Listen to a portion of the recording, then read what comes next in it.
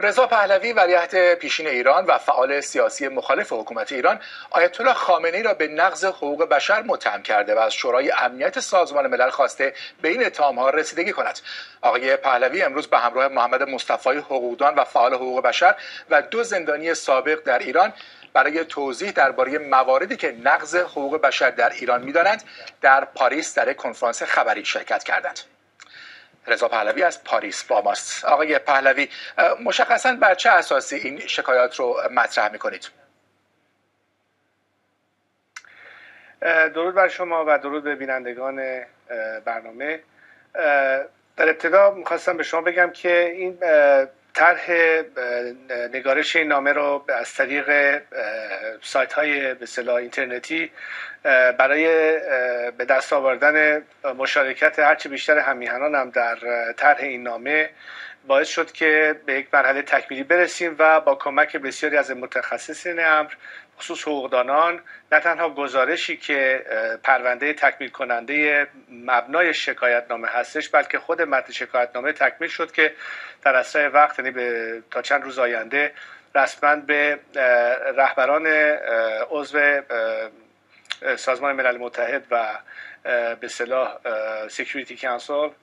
شورای امنیت فرستاده خواهد شد برای شکایت از شخص علی خامنه‌ای به عنوان مسئول اصلی ارتکاب جنایت‌های علیه بشریت بر مبنای نقض حقوق بشر در کشورمان.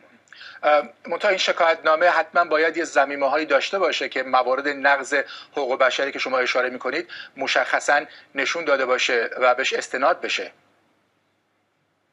دقیقاً، بنابراین اون گزارش که تمام مبانی نقض حقوق بشر رو به شکل مفصل توضیح میده در انواع اقسام مواردش و بر اساس تمام شهادت‌هایی که به دست اومده و آماری که در اختیار هست، چه از نظر تعداد زندانیان سیاسی، موارد شکنجه، موارد اعدام و خیلی مسائل دیگر،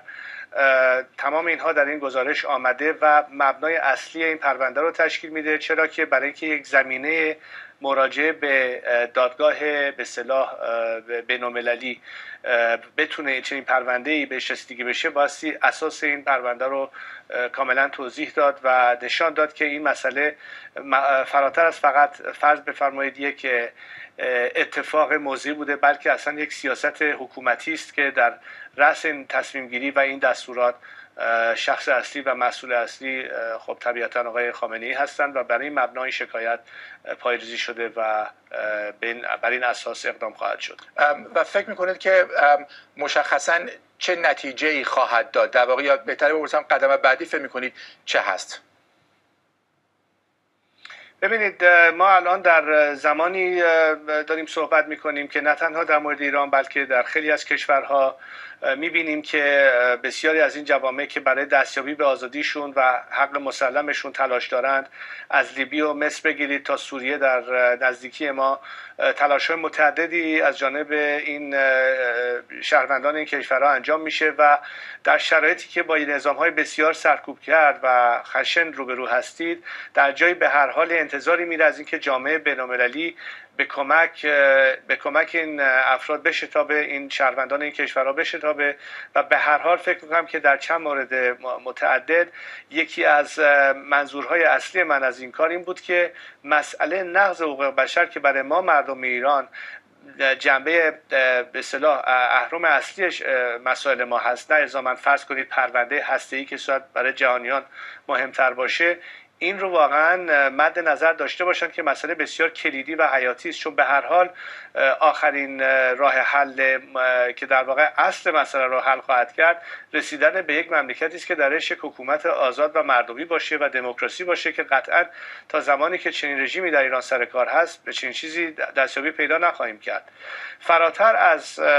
تحریم‌های اقتصادی یا سیاسی به نظر من در این باب مسئله مربوط به حقوق بشر نه تنها قوت قلب خواهد داد به بسیاری از هم‌میهنانمون که تحت شکنجه و سرکوب هستند، بلکه فکر می‌کنم مقدار زیادی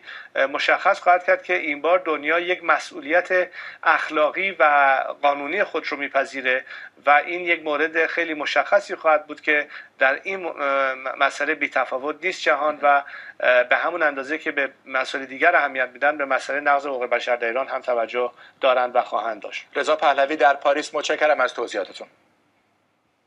سرخط خبرهای مهم